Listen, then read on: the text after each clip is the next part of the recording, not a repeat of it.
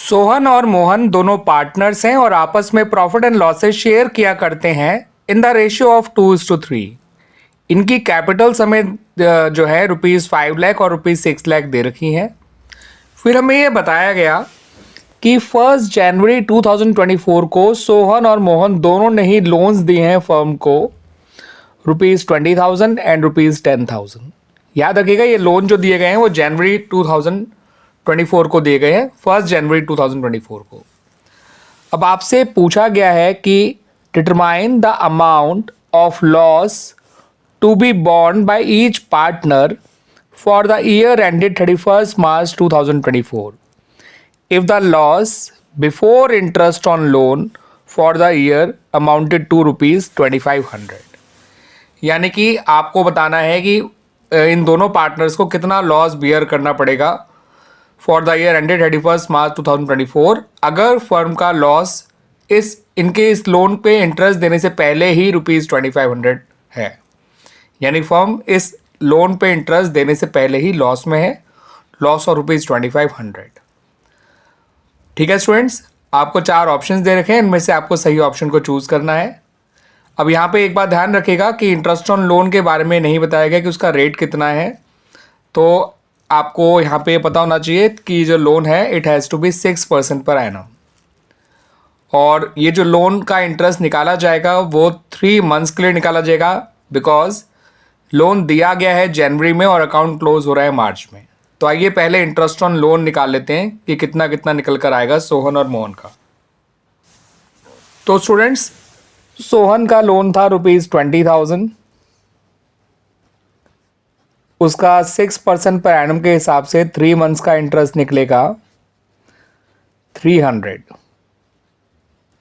20,000 into 6/100 into 3/12, ये सोहन का interest on loan है।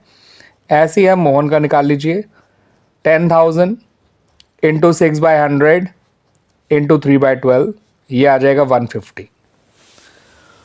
और इस बात को ध्यान रखिएगा स्टूडेंट्स कि जो इंटरेस्ट ऑन लोन होता है पार्टनर का वो चार्ज अगेंस्ट प्रॉफिट होता है, यानी हमें देना ही देना होगा चाहे फर्म को प्रॉफिट हो या लॉस हो।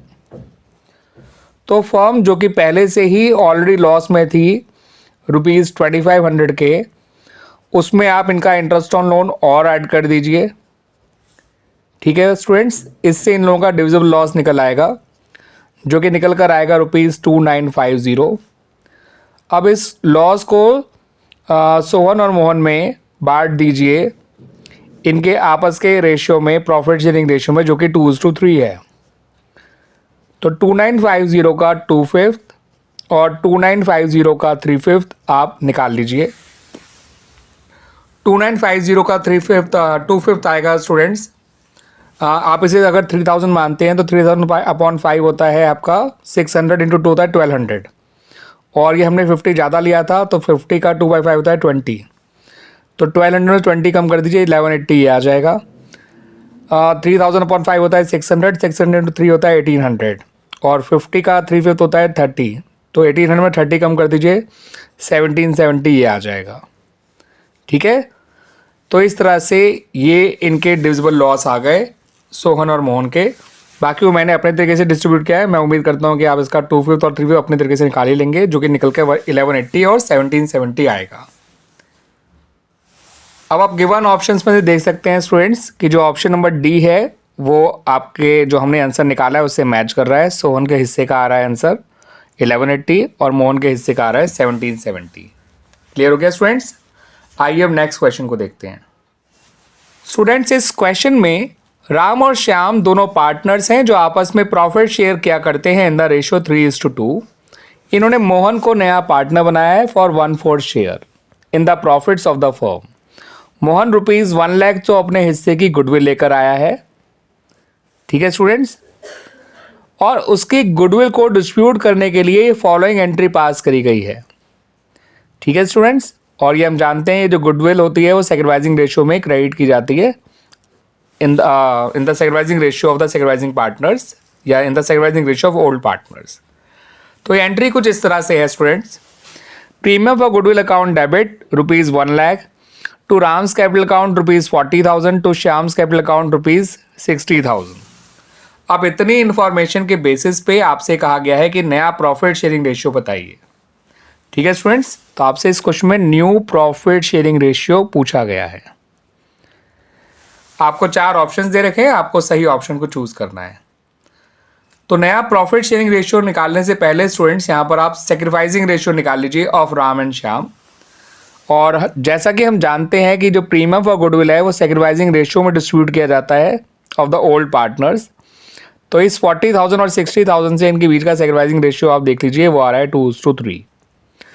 अब सेक्रीफाइसिंग रेशियो से आपको पहले जो है राम और श्याम का सेक्रीफाइस निकालना है और फिर सेक्रीफाइस को उनके पुराने शेयर से माइनस करके उनका नया शेयर निकालना है और फिर सभी के नए शेयर को कंपेयर करके नया प्रॉफिट शेयरिंग रेशियो निकालना है। आइए देख लीजिए अब ये कैसे निकाला जाएगा। राम का सेक्रीफाइस आएगा मोहन के शेयर का 2/5। सेक्रीफाइसिंग रेशियो से सेक्रीफाइस निकालना हो तो नए पार्टनर के शेयर को उनके सेक्रीफाइसिंग रेशियो से मल्टीप्लाई कर दीजिए। ठीक है स्टूडेंट्स, ये आ गया 2/20। श्याम का सेक्रीफाइस निकालना है तो नए पार्टनर मोहन के शेयर को इसके सेक्रीफाइसिंग रेशियो से मल्टीप्लाई कर दीजिए, ये आ गया 3/20। अब हमें इनके सेक्रीफाइस मिल गए हैं स्टूडेंट्स, अब हमें इनके नए शेयर निकालने हैं। तो जब नया शेयर निकालेंगे राम का तो उसके पुराने शेयर जो कि 3/5 है उसमें से उसका सेक्रीफाइस माइनस कर देंगे, ये आएगा स्टूडेंट्स 10/20। आप देख लीजिए सॉल्व करके। श्याम का आएगा 2/5 माइनस 3/20, ये आएगा 5/20। और मोहन का शेयर जो हम जानते हैं 1/4 है, थोड़ा सा रीएडजस्ट करेंगे, इसके डिनोमिनेटर को 20 बनाने के लिए ऊपर नीचे 5 से मल्टीप्लाई करेंगे। तो इनका नया रेशियो आ गया 10:5:5, जिसे हम 2:1:1 भी कह सकते हैं। तो this is the new profit sharing ratio of Ram, Shyam and Mohan. और स्टूडेंट्स आप देख सकते हैं कि ये ऑप्शन नंबर डी में आपको दे रखा है, तो option number D is the right answer. Now come to the next question. Student आपका ये जो क्वेश्चन है अगला वाला, ये रिलेटेड है मैच द फॉलोइंग से। आपको यहाँ पर जो लेफ्ट हैंड साइड में 3 वो दे रखे हैं, gaining ratio, operating profit ratio, old profit sharing ratio और सेक्रीफाइसिंग रेशियो। और राइट हैंड साइड में इन तीनों रेशियोज के एक्सप्लेनेशन दे रखे हैं, बट सही ऑर्डर में नहीं दे रखे, आपको इनको सही ऑर्डर से मैच करना है। ठीक है स्टूडेंट्स, तो देखिए गेनिंग रेशियो के सामने जो लिखा है वो लिखा है ratio in which partner share profits and losses before the reconstitution of the firm. तो फर्म के रिकॉन्स्टिट्यूशन होने से पहले जिस रेशियो में प्रॉफिट शेयर किया करते हैं, तो ये गेनिंग रेशियो तो नहीं कहलाता है स्टूडेंट्स, ये कहलाता है ओल्ड प्रॉफिट शेयरिंग रेशियो, क्योंकि रिकॉन्स्टिट्यूशन से पहले का जो रेशियो होता है पार्टनर्स का, उसे उनका ओल्ड प्रॉफिट शेयरिंग रेशियो ही कहा जाता है। तो ये जो फर्स्ट है वो इस सेकंड से मैच कर रहा है। ठीक है स्टूडेंट्स, अब देखते हैं अगला क्या है। यहाँ तो लिखा है ओल्ड प्रॉफिट शेयरिंग रेशियो और हमने देख लिया इसका आंसर तो ये है। अब देखते हैं ये किस वाले जो है रेशियो का मैच है। Ratio in which partners take the share from other partners. Take the share यानी एक्वायर द शेयर, और जिस रेशियो में कुछ पार्टनर्स दूसरे पार्टनर का शेयर एक्वायर करते हैं उसको हम बोलते हैं स्टूडेंट्स गेनिंग रेशियो। क्या बोलते हैं स्टूडेंट्स? गेनिंग रेशियो, जो कि नंबर 1 पे देखा था। तो इसका मतलब गेनिंग रेशियो का मैच ये है। तो सेकंड का फर्स्ट है, फर्स्ट का सेकंड है। अब देखते हैं थर्ड के बारे में क्या है, क्योंकि हमें एक एक्सप्लेनेशन एक्स्ट्रा दिया हुआ है, तो इन दोनों में से कोई एक ही जो होगा वो सेक्रीफाइसिंग रेशियो का आंसर होगा, एक्सप्लेनेशन होगा। सेक्रीफाइसिंग रेशियो के बारे में यहाँ पे जो ने सामने लिखा हुआ है, बिल्कुल सामने सामने, ratio in which partner sacrifice their profit share in the favour of other partners. तो ये बिल्कुल सही ही दे रखा है, आमने सामने ही बिल्कुल सही दे रखा है। Ratio in which partner sacrifice their profit share, जिस रेशियो में कुछ पार्टनर्स अपना प्रॉफिट शेयर सेक्रीफाइस करते हैं in favour of other partner, उसे सेक्रीफाइसिंग रेशियो ही कहा जाता है। तो ये तो राइट मैच है ऑलरेडी। बाकी फोर्थ वाला मैं पढ़ देता हूँ और मैं बता भी देता हूँ, या आप खुद समझ जाइए कौन से रेशियो का एक्सप्लेनेशन है। Ratio in which partner share profit and losses in future, यहाँ पे मैंने इन फ्यूचर लिखना भूल गया था मैं, तो इन फ्यूचर यानी कि ये नए रेशियो के बारे में बात कर रहे हैं। ठीक है स्टूडेंट्स, तो यानी यहाँ पे फर्स्ट का आंसर सेकंड है, सेकंड का फर्स्ट है और थर्ड का थर्ड ही है। तो फर्स्ट का सेकंड, सेकंड का फर्स्ट और थर्ड का थर्ड ऑप्शन सी में दिखाई दे रहा है। तो option C is the right answer.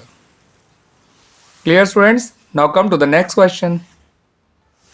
Students, आपको यहाँ पर एक असर्शन दे रखा है और एक रीज़न दे रखा है। आपको फिर उससे रिलेटेड इन चार ऑप्शंस में से किसी सही ऑप्शन को टिक करना है।